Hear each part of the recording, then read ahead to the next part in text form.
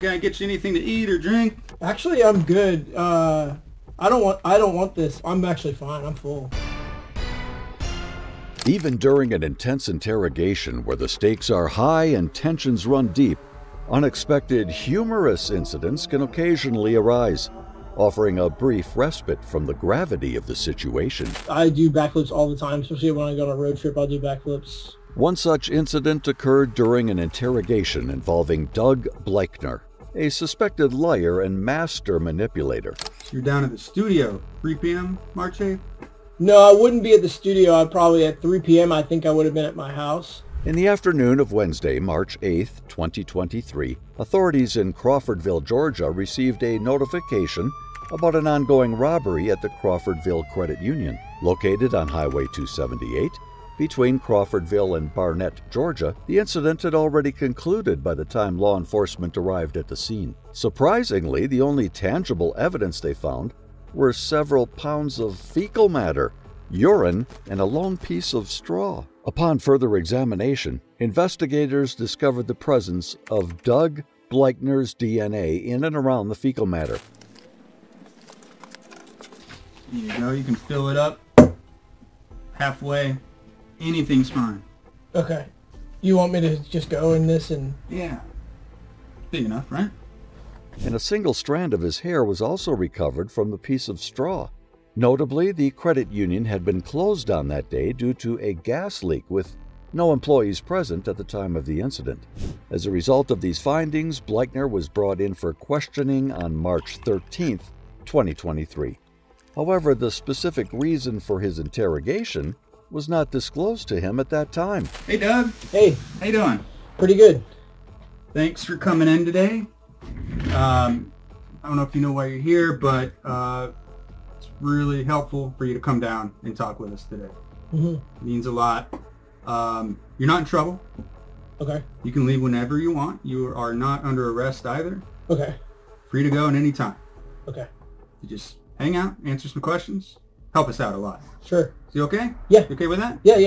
Down and hang out a little bit? Absolutely, sure. Need a whole lot of help if you did. Cool. As the detective sought to extract information and maintain control, an unlikely source of amusement emerged: an unlimited supply of Lay's potato chips. This amusing turn of events added a touch of lightheartedness to an otherwise serious exchange. Need anything to eat, drink? Thirsty? Actually, yeah. What do you have? Vending machine? Do you have yellow Lay's potato chips and Monster Energy Ultra? Yeah. Okay, yeah, I'll be take right that. back. Thank you. Yeah, let's get started. I'll get you that. Okay, thanks. Here you go, big man. Oh, thank you. Cool. Here's your Monster. That good? Can I get another Lay's classic yellow? Yeah, no problem. There you go. Thanks. Here's another one. How's Yeah. that? You good? Actually, can I have more? Can I get one more bag? No problem. Thanks. Here you go, big man. Thank you. How's that? You good? Can I get another one? Another Lay's? No problem. Thank you.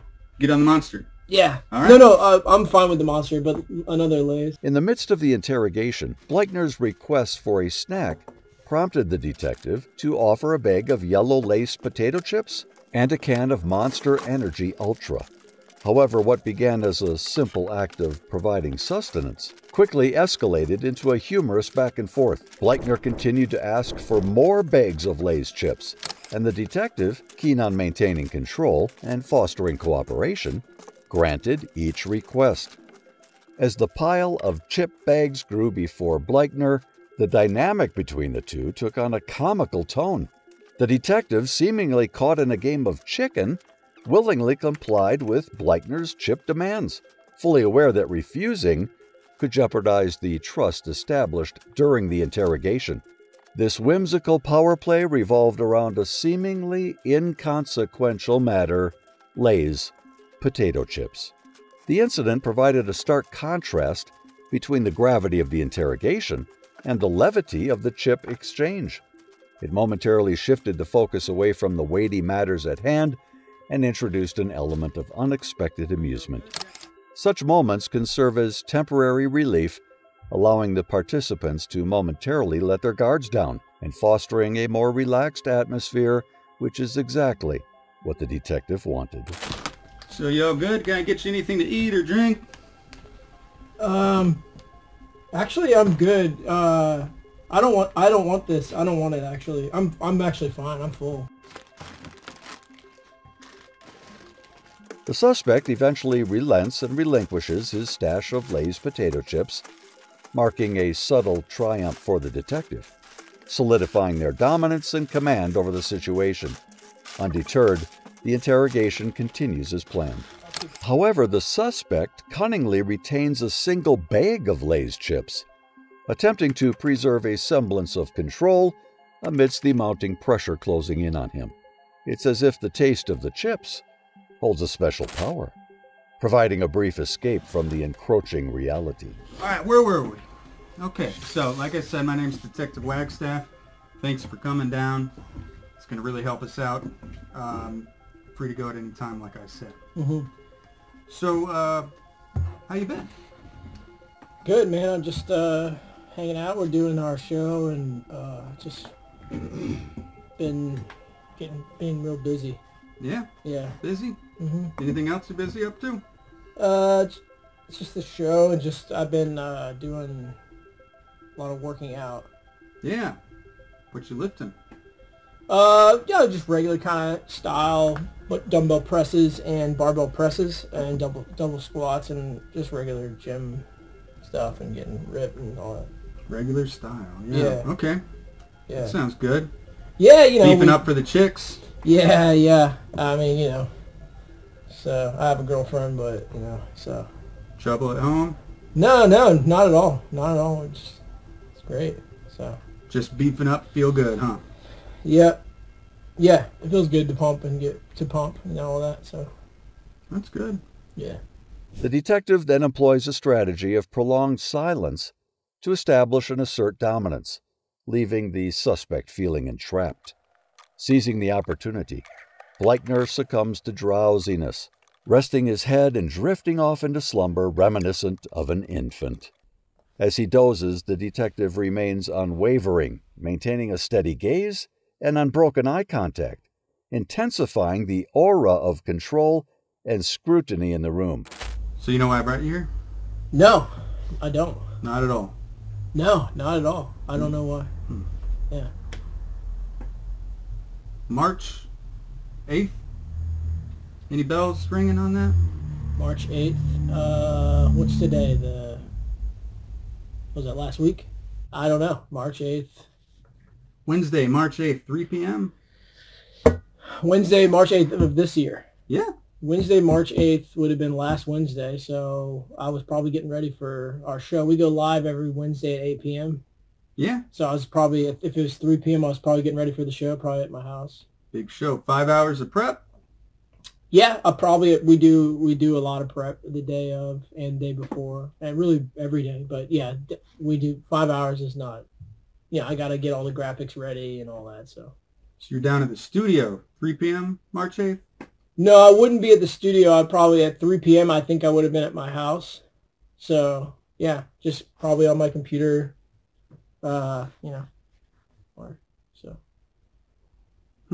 Anyone can attest where you were at that time? Anyone see you? You were inside?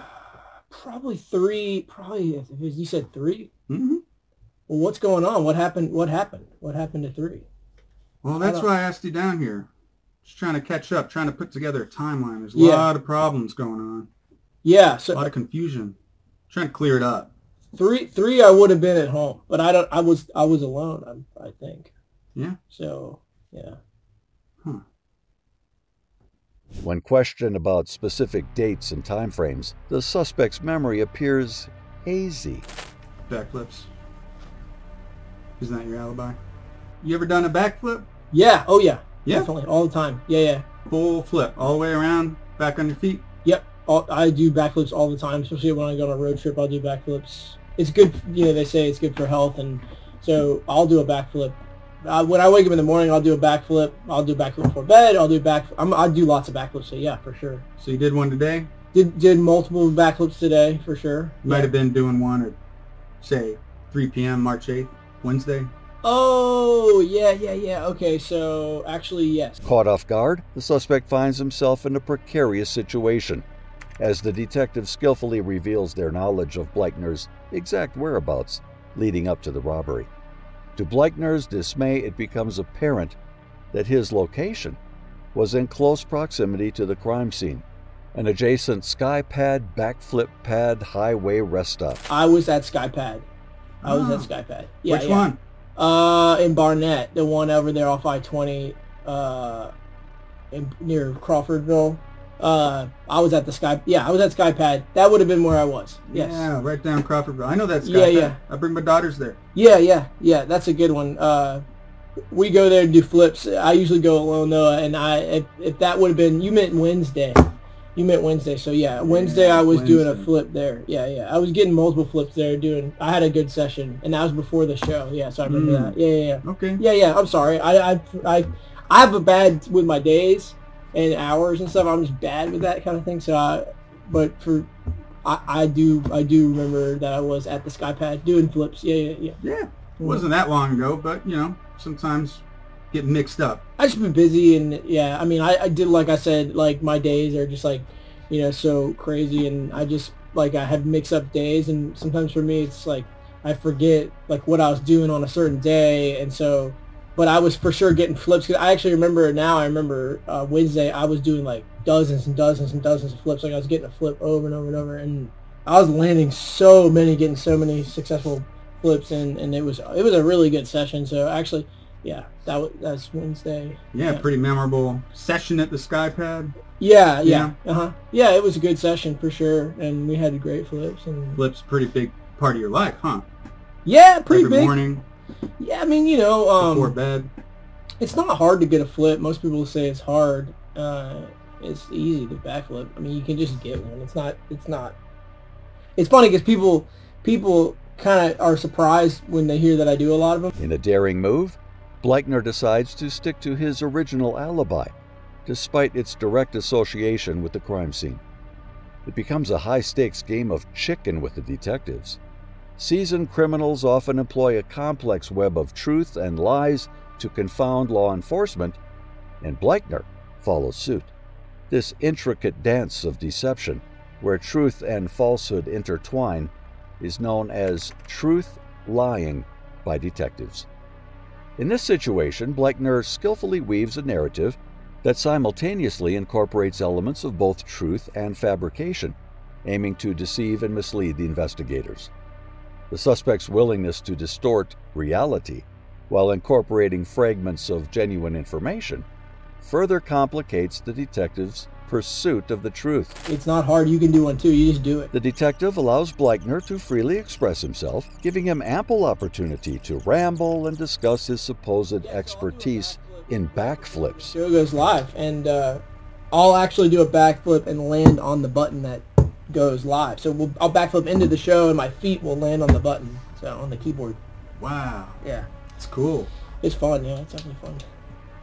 So you can do a flip for me right here? For more than 30 minutes, Bleichner enthusiastically elaborates on his backflip skills, despite both parties being aware of his lack of proficiency. The detective strategically allows this lengthy discourse, aiming to mentally drain and exhaust the suspect. Eventually, the detective decides to confront Bleichner's exaggerated claims by challenging him to perform a backflip right there in the interrogation room. The detective, well aware of Bleichner's deceptive nature, sees through his lies and manipulations. Nevertheless, Bleichner persists in fabricating stories, even though he is well aware of the fact that he is ensnared in a web of deceit, much like a trapped rat. Oh, I don't know about the table. Yeah. Wouldn't be... I mean, this isn't really like a good solid table or anything, so probably not. I could move it. You do it right here on the ground. Solid as a rock. You want me to do a backflip? Yeah, I'd love to see it. I can't really... right now I can't, probably, because I've been sort of tired. You have to kind of be in a certain type of... Yeah. I mean, I would need, like... I'd have to take my shoes off and everything, too. I wanted to show you a few pictures here.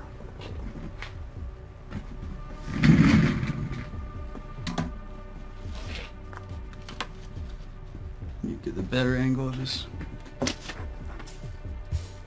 I don't know. Right there? I don't know. That you? I don't know. No? I don't know. That you?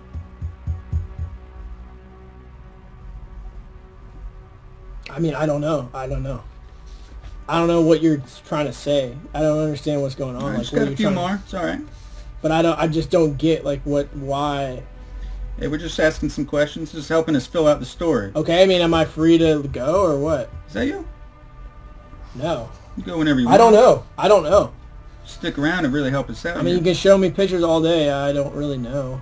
I mean, how can I? I can't even understand what that's a picture of, really. It's not you though. I don't know. I don't know. How am I supposed to know? I don't know. How am I supposed to know? I don't know. I don't know. So you like to shit, huh? Yeah. I guess, yeah. Let's see here. Airport bathroom simulator. You like to shit so much. You logged 599,393 hours in ABS this month. Yeah, it's a game, you know. It's a game that I play. So, yeah. I don't know the exact hours, but I mean, I wouldn't disagree that that's probably about what I get in a month. It's a lot of bathroom time, Doug. A lot of time on the toilet. Huh? Yeah. Okay. Yeah. So, I don't know what this really has to do with I don't understand what this is all about, if I'm being honest. I don't know. Well, it'd help us out, clear things up. Yeah. You provide a sample. You okay with that? Down to provide a little sample? A sample. A blood sample? No. You want me to shit? You want a shit sample? Yeah. Do it all the time. Real normal. I don't see why I would have to do that, but... It's like an answer. Your body provides the answer. It's like the answer to my question. Coming out. I'll get you a cup. Okay. It'd help us out. It'd really help us out. Yeah. Here you go. You can fill it up. Halfway. Anything's fine. Okay. You want me to just go in this and... Yeah. Big enough, right? Okay. Do I get some privacy or... Yeah. I'll give you some room. Okay. I mean, okay. I don't really understand why, but I don't have anything to hide, so... Yeah. Good. Okay.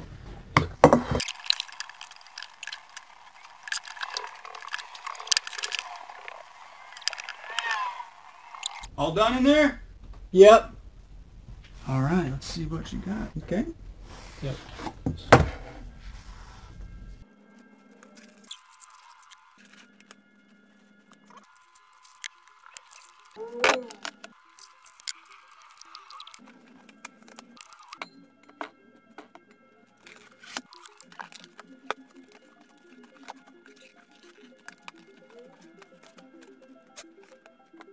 In this cat-and-mouse game of interrogation, the detective skillfully exposes Bleichner's dishonesty, pushing him to the limits of his fabrication. The suspect's continued refusal to admit the truth showcases his lack of skill as a liar, while the detective maintains a firm grasp on the reality of the situation. The suspect took a bold and dangerous gamble, fully aware of the lies he has been feeding the detective. Despite the high stakes involved, he decides to proceed with his deceptive tactics, knowing that it could lead to his downfall.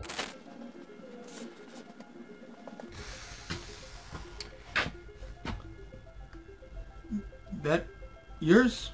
Is that gun yours? The gun? What the detective did just now was a risky move that jeopardizes the safety of not only the detective, but also the suspect and the community at large.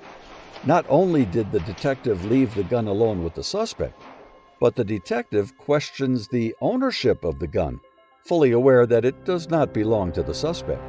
This daring strategy puts everyone involved in a precarious situation. Is that yours? Yeah. Yeah. That's mine, yeah. It looks just like mine. Oh, yeah. I don't know. You sure that's yours? I thought so. I don't know. It might not be. I think that's mine. Okay. Is that mine? Uh, It's mine. yeah? Yeah. It's mine.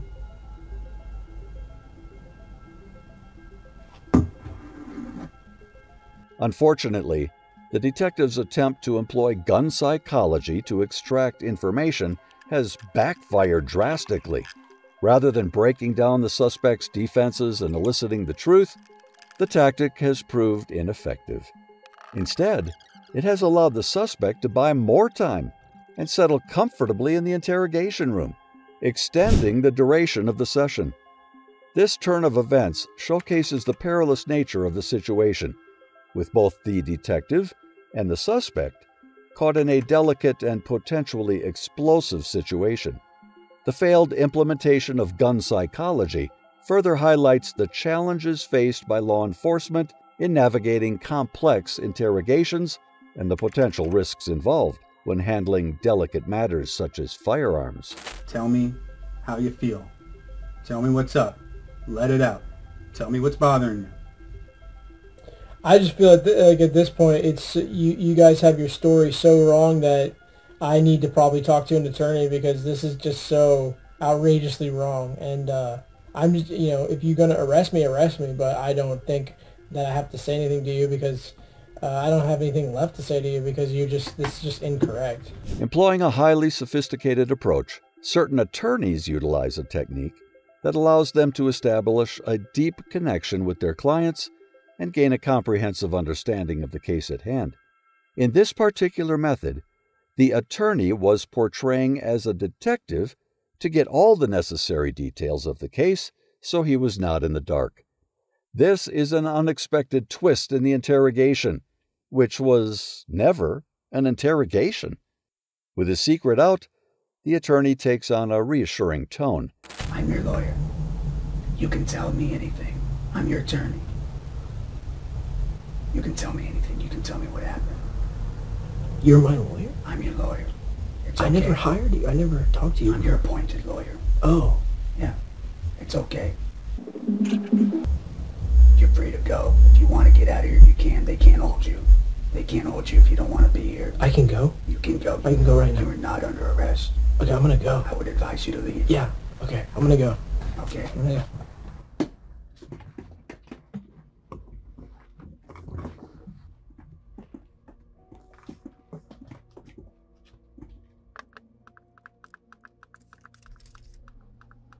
By creating a safe and trusting environment, the attorney encourages the suspect to open up and share any relevant information, regardless of its nature or potential implications.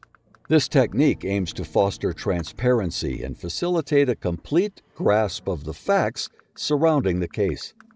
Through this method, the attorney demonstrates the commitment to providing unwavering support and legal counsel. By encouraging the suspect to freely express themselves, the attorney seeks to obtain crucial insights that can potentially shape the defense strategy and ensure the most effective representation possible. As the final notes of this captivating interrogation fade, the quest for justice persists, woven with the threads of those unforgettable Lay's potato chip moments. If you want to watch more of these shocking interrogations, please subscribe to the channel.